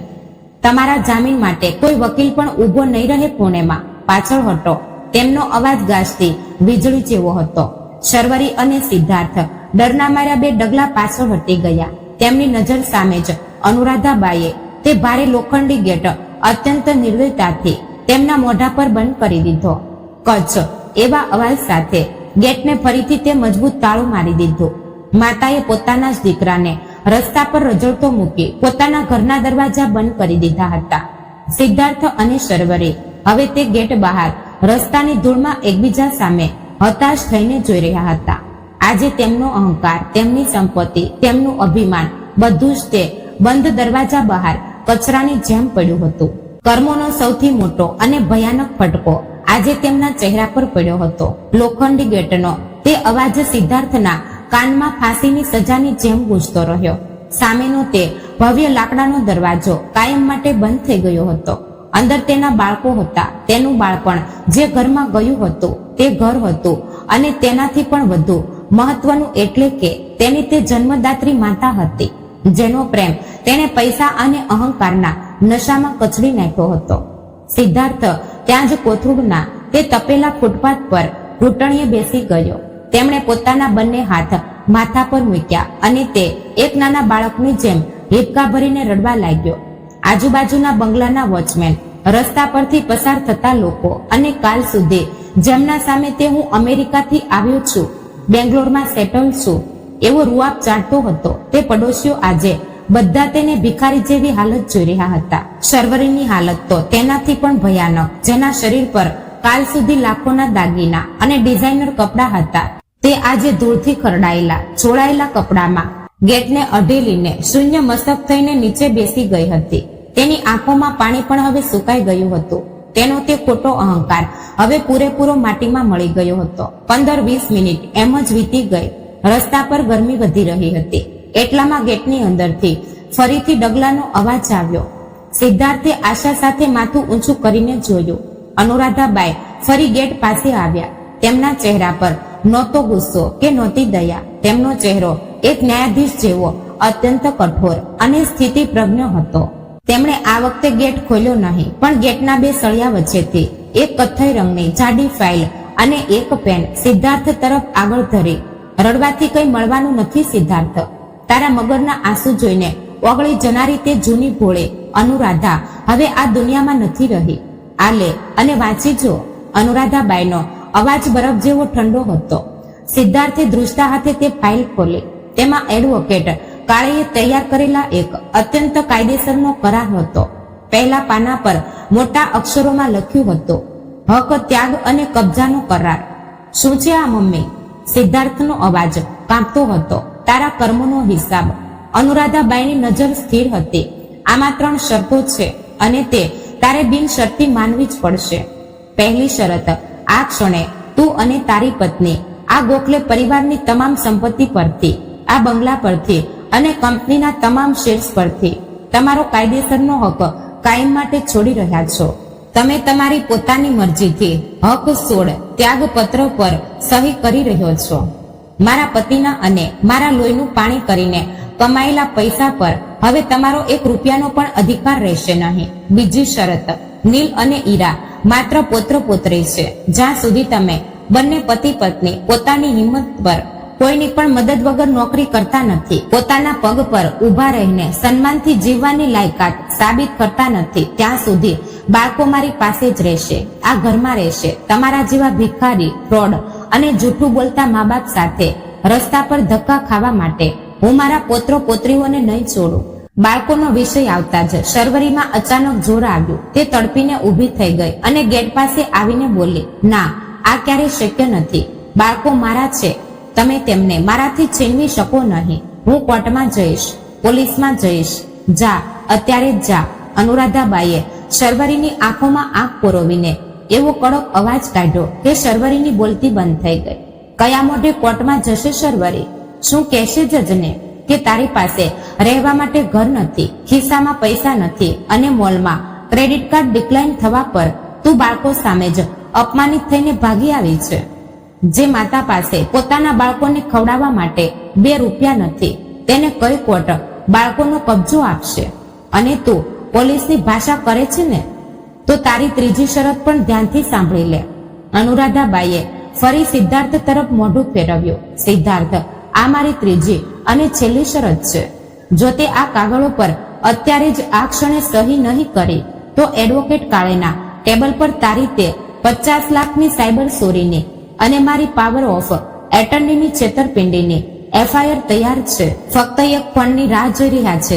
તે સહી ન કરી તો આગામી 10 મિનિટમાં પોલીસની ગાડી આ ગેટની બહાર ઊભી હશે અને તમે બંને પતિ પત્ની સીધા યરવડા જેલમાં સડતા હશો. ત્યાં તમને તમારા બાળકો તો શું પણ સૂર્યપ્રકાશ પણ જોવા નહીં મળે. હવે નક્કી કર, તારે સહી કરવી છે કે જેલમાં જવું છે? સિદ્ધાર્થના પગ નીચેની બચેલી જમીન પણ હવે ખસી ગઈ હતી. માતાએ તેને ચારે બાજુથી એવી રીતે ચક્રવ્યૂહમાં ફસાવ્યો હતો જ્યાંથી બહાર નીકળવાનો કોઈ રસ્તો નહોતો. તેની હાલત હવે પાંખ કપાઈ ગયેલા પક્ષી જેવી થઈ ગઈ હતી. તેણે શર્વરી તરફ જોયું. તે પણ હવે પૂરેપૂરી લાચાર થઈ ગઈ હતી. જેલના ડરથી તેના હોશ ઉડી ગયા હતા. સિદ્ધાર્થે હાથમાં પેન ખોલી.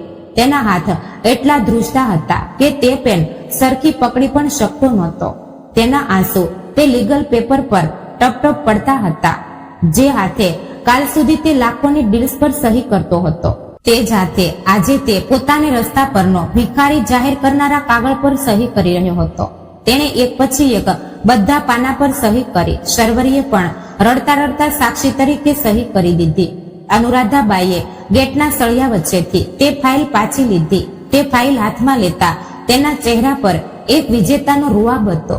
તેમણે ફાઇલ તપાસી અને પછી પોતાની સાડીના પાલોમાં બાંધેલી એક સાદી પિત્તળની ચાવી કાઢી અને તે ગેટ બહાર સિદ્ધાર્થ તરફ ફેંકી. આલે ચાવી, અનુરાધાબાઈ અત્યંત ઠંડા અવાજે બોલ્યા. સિંહગઢ રોડ પરની તે જૂની આનંદ વિહાર સોસાયટીના ફ્લેટની ચાવી છે. તે આપણો જ એક જૂનો 1BHK ફ્લેટ છે. ત્યાંનો લિફ્ટ છે.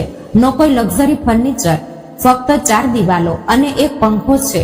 આજથી તે તમારું નવું ઘર. આ પુણેમાં તમારે રસ્તા પર ઊંઘવું ન પડે એટલી જ એક માતાની છેલ્લી દયા સમજ. પણ યાદ રાખજે, જે ઘરનું લાઇટ બિલ અને મેન્ટેનન્સ હું ફક્ત આગામી 6 મહિના ભરીશ. ફક્ત 6 મહિના. સિદ્ધાર્થ અને શર્વરે અવાચક થઈને સાંભળતા હતા. આ 6 મહિનામાં તમારે જે કરવું હોય તે કરો. ગમે ત્યાં જઈને સાદી કલાર્કની નોકરી કરો. જરૂર પડે તો લોકોના વાસણ કપડાં કરો, ટિફિન પહોંચાડો. મને કોઈ લેવા દેવા નથી. જો 6 મહિનામાં તમે પોતાના પગ પર ઊભા ન થયા, પોતાના પરસેવાની કમાણી કરતા ન શીખ્યા, તો 7મા મહિનાની 1લી તારીખે તમને તે ઘરમાંથી પણ કાઢી મૂકવામાં આવશે. અને હા, જ્યાં સુધી તમે પ્રામાણિકપણે જીવીને મને બતાવતા નથી, ત્યાં સુધી મારા પુત્ર પુત્રીઓનો પડછાયો પણ તમને જોવા નહીં મળે. Get out. માતાએ પોતાના દીકરાના અહંકારને કેવી રીતે પગ નીચે કચડી નાખ્યો તેનું આ અત્યંત કરુણ અને રૂવાડા ઊભા કરી દે તેવું દ્રશ્ય હતું. જે સિદ્ધાર્થ કાલ સુધી મને મમ્મીના પૈસાની જરૂર નથી એવો રૂઆબ મારતો હતો, તે આજે એક જૂના 1BHKની ચાવી માટે માતાના દ્વારે ભિખારીની જેમ ઊભો હતો. અનુરાધા ગોખલે વળ્યા. તેમણે પાછળ ફરીને જોયું પણ નહીં. તેમના મક્કમ ડગલાના અવાજ સાથે તે મોટો લાકડાનો દરવાજો ફરી એકવાર બંધ થઈ ગયો. બહાર સિદ્ધાર્થના હાથમાં હવે ફક્ત એક જૂની ચાવી હતી અને સામે ઊભું હતું તેનું ઉજ્જળ થયેલું ભવિષ્ય. તેના કર્મોએ તેને બરાબર તે જગ્યાએ લાવીને પટક્યો હતો જ્યાંથી શરૂઆત કરવાની હિંમત પણ હવે તેનામાં બચી નહોતી. કાળ કોઈની રાહ જોતો નથી. જોતા જોતા 6 મહિના વીતી ગયા. ઉનાળાના તાપ જઈને હવે પુણેમાં ચોમાસાની અને ત્યારબાદ આવતા આહલાદક શિયાળાની એંધાણી મળી રહી હતી. રવિવારના બપોરનો સમય હતો. કોથરૂડના તે પ્રશસ્ત ગોખલેવાડામાં આજે ફરી એકવાર તે જૂની મીઠાશ અને જીવંતતા પાછી આવી હતી. આંગણામાં નીલ અને ઈરા સંતા કુકડી રમતા હતા. તેમના ખડખડાટ હસવાના અવાજથી ઘરની નિર્જીવ દિવાલોમાં પણ પ્રાણ પુરાઈ ગયા હતા.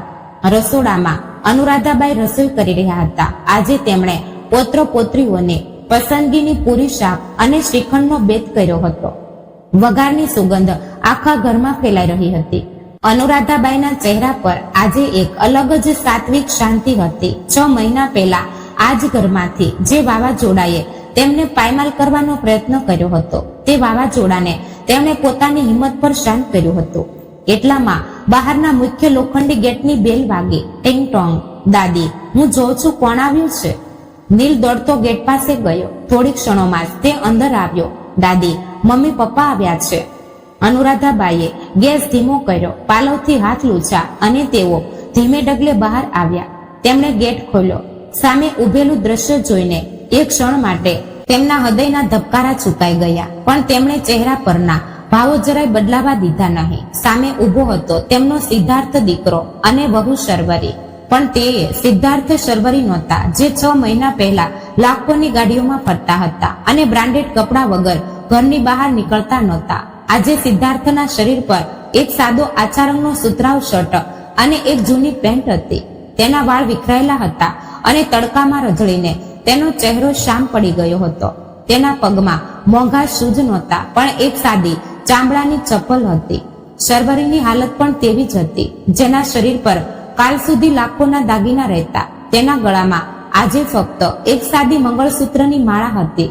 તેણે અતિશય સાદી સુતરાઉ સાડી પહેરી હતી. હાથમાં મહેંદી કે મોંઘી વીંટીઓ નહોતી, પણ કામ કરવાને કારણે હાથ પર રાપેલા ડાઘ હતા. આ ફેરફાર ઉપર ચલો નહોતો. આ ફેરફાર કર્મોએ, પરિસ્થિતિએ અને એક માતાના કઠોર નિર્ણય લાવ્યો હતો. અનુરાધાબાઈએ તેમના અંદર આવવા ઈશારો કર્યો. બંને અતિશય સંકોચ સાથે નીચું જોઈને ઘરમાં આવ્યા.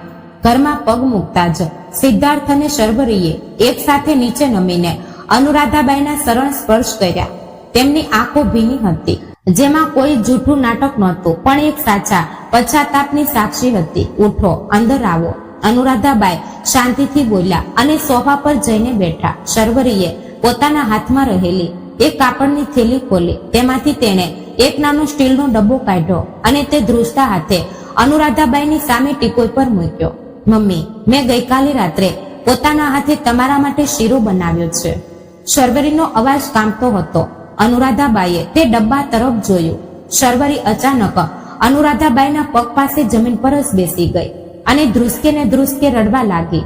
તેણે કેટલાય મહિનાઓથી છુપાવેલું દુઃખ અને અપરાધ ભાવ આજે આંસુરૂપે બહાર આવી રહ્યો હતો. મને માફ કરી દો મમ્મી, મને બહુ મોટી સજા મળી ગઈ છે.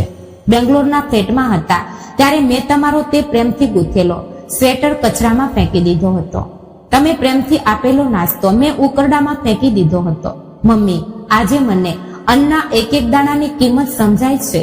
સિંગડ રોડના તે નાના ફ્લેટમાં જ્યારે પહેલા દિવસે ખાવા માટે કંઈ જ નહોતું, ત્યારે મને તમારા તે ફેંકી દીધેલા લાડુની યાદ આવી અને હું આખી રાત રડતી રહી. હું તમારી સાથે બહુ ખરાબ વર્તી, મને માફ કરી દો. શર્વરી પાલવથી મોઢું છુપાવીને રડતી હતી. અનુરાધાબાઈની આંખોમાં પણ અજાણતા જ પાણી આવી ગયું, પણ તેમણે પોતાને સંભાળ્યા. તેમણે શર્વરીની પીઠ પર ધીરેથી હાથ મૂક્યો. રડ નહીં શર્વરી, જ્યાં સુધી માણસને પોતાની ભૂલનો અહેસાસ નથી થતો ત્યાં સુધી તેને કોઈ પણ વસ્તુની કિંમત સમજાતી નથી. ઊભી થા.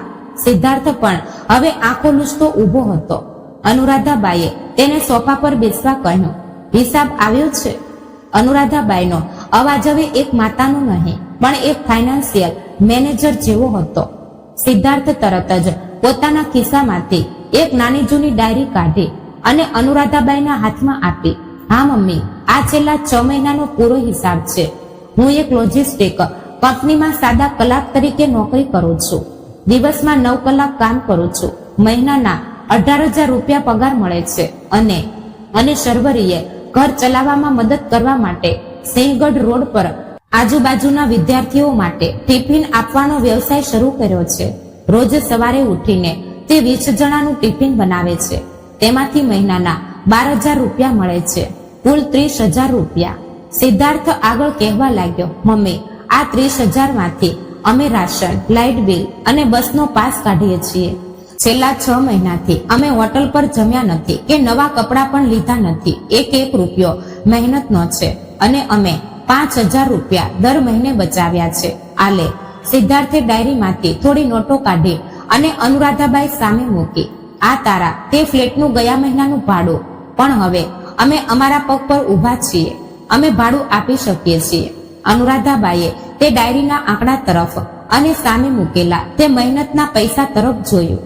સિદ્ધાર્થના હાથ પર પડેલા તે મજૂરીના નિશાન અને શર્વરીના ચહેરા પરનો તે પ્રામાણિક થાક જોઈને અનુરાધાબાઈના હૃદયમાં એક અદ્ભુત સંતોષની લાગણી જન્મી. આ પૈસામાં કરોડો રૂપિયાની સંપત્તિ નહોતી, પણ આ પૈસામાં પરસેવો હતો, પ્રામાણિકતા હતી અને સૌથી મહત્વનું એટલે કે સ્વાભિમાન હતું. અનુરાધાબાઈએ તે પૈસા બાજુમાં મૂક્યા અને શર્વરીએ લાવેલો શીરાનો ડબ્બો ખોલ્યો. તેમણે એક ચમચી શીરો ચાખ્યો. શીરો બહુ સરસ થયો છે શર્વરી, તું ખરેખર ઘણું શીખી છે. ત્યારબાદ અનુરાધાબાઈએ ઊંડો શ્વાસ લીધો અને સિદ્ધાર્થની આંખોમાં જોતા બોલ્યા. સિદ્ધાર્થ, મને આનંદ છે કે તું હવે એક માણસ તરીકે જીવતા શીખી ગયો છે. જ્યારે તું બેંગ્લોરમાં ઘરમાંથી ભાગી ગયો હતો ત્યારે તું મારો દીકરો નહોતો, પણ તું અહંકારથી ઘેરાયેલો એક પૂતળો હતો. પણ આજે તું સાચા અર્થમાં મારો દીકરો બન્યો છે. તેઓ મનમાં વિચારતા હતા કે માતાનો પ્રેમ એટલે ફક્ત દીકરાના લાડ કરવા, બધું જ તેના હાથમાં આપી દેવું કે તેની ભૂલો પર પડદો નાખવો એ નથી. સાચી માતાનો પ્રેમ ક્યારેક લુહાર જેવો હોવો જોઈએ. લોખંડને યોગ્ય આકાર આપવા માટે જેમ તેને ભઠ્ઠીમાં તપાવીને તેના પર હથોડાના ઘા મારવા પડે છે, તેમ સંતાનને સાચા રસ્તે લાવવા માટે માતાએ ક્યારેક કઠોર બનવું પડે છે. જો મેં 6 મહિના પહેલા તમને રસ્તા પર ન લાવ્યા હોત તો આજે તમે જીવનની કિંમત ક્યારેય સમજી શક્યા ન હોત. મારી તે કઠોરતા મારો ગુસ્સો નહોતો, પણ તમને બચાવવા માટે આપેલી એક કડવી દવાની માત્રા હતી. મમ્મી, હવે તો નીલ અને ઈરાને અમારી સાથે ઘરે લઈ જઈએ ને? સિદ્ધાર્થે અત્યંત ધીમા અવાજે પૂછ્યું. અનુરાધાબાઈ હસ્યા. સિંહગઢ રોડનો તે ફ્લેટ બહુ નાનો છે રે દીકરા. ત્યાં આ બે ફૂલ જેવા બાળકોને રમવા માટે કઈ જગ્યા મળશે? સિદ્ધાર્થનો ચહેરો ફરી ઉતરી ગયો, પણ અનુરાધાબાઈ આગળ બોલ્યા અને વળી, આટલા મોટા વાડામાં મને પણ હવે એકલીને ગમતું નથી. તમારા તે હક સોળપત્રો મેં ક્યારના ફાડી ફેંકી દીધા છે. તમે આજથી આ જ ઘરમાં રહેશો, પણ ગોખલે કન્સલ્ટન્ટ ના માલિક તરીકે નહીં, આ ઘરના સભ્યો તરીકે. સિદ્ધાર્થ, તારી લોજિસ્ટિકની નોકરી તારે છોડવાની નથી. તારે રોજ સવારે 9 વાગ્યાની બસ પકડીને કામ પર જવું પડશે. અને શર્વરી, તારા ટિફિનનો વ્યવસાય તું અહીંથી આગળ ચાલુ રાખી શકે છે. આ ઘરનું મેન્ટેનન્સ તમે તમારી મહેનતના પૈસાથી જ કરશો. મંજૂર છે? સિદ્ધાર્થને શર્વરીએ રડતા રડતા હા પાડી. શર્વરીએ આગળ વધીને અનુરાધાબાઈને ગાઢ આલિંગન આપ્યું. આજે સાસુ વહુના સંબંધો વચ્ચેની ખાઈ કાયમ માટે પુરાઈ ગઈ હતી. અનુરાધાબાઈએ નીલ અને ઈરાને અવાજ આપ્યો. ચાલો બાળકો, હાથ ધોઈ લો. આજે મમ્મી પપ્પા સાથે બધાએ એક સાથે જમવા બેસવાનું છે. ગરમા ગરમ પૂરી અને શ્રીખંડ તૈયાર છે. કોથરૂડના તે ગોખલેવાડામાં આજે સાચા અર્થમાં દિવાળી ઉજવાઈ રહી હતી. અહંકાર હાર્યો હતો અને સંસ્કાર જીત્યા હતા. મિત્રો, આજના યુગમાં અનેક પરિવારોમાં આવી જ પરિસ્થિતિ જોવા મળે છે. બાળકો મોટા થયા પછી પૈસા અને આધુનિકતાના અહંકારમાં જન્મ આપનારા માતા પિતાને અડચણ સમજવા લાગે છે. પણ બાળકો ભૂલી જાય છે કે જે વૃક્ષની છાયામાં તેઓ મોટા થયા છે તે વૃક્ષના મૂળ કેટલા ઊંડા અને મજબૂત છે. માતા પિતાએ પણ બાળકોની ભૂલો પર હંમેશા પડદો નાખવાને બદલે સમય આવે અનુરાધાબાઈની જેમ અડગ થઈને તેમને વાસ્તવિકતાનું ભાન કરાવવું જોઈએ. સંબંધોમાં પ્રેમ હોવો જોઈએ, પણ તે પ્રેમને શિસ્ત અને સ્વાભિમાનની વાડ હોવી એટલી જ જરૂરી છે. છેવટે મહેનતની રોટલી અને પ્રામાણિકતા, આનાથી મોટી બીજી કોઈ સંપત્તિ આ દુનિયામાં નથી. જો તમને આ વાર્તા ગમી હોય અને અનુરાધાબાઈનો નિર્ણય યોગ્ય લાગ્યો હોય તો મિત્રો, આ વાર્તાને લાઈક, શેર અને સબસ્ક્રાઇબ જરૂરથી કરી દેજો એક નવી વાર્તા સાથે. ત્યાં સુધી આપ સૌને જય શ્રી કૃષ્ણ, રાધે રાધે, હર હર મહાદેવ.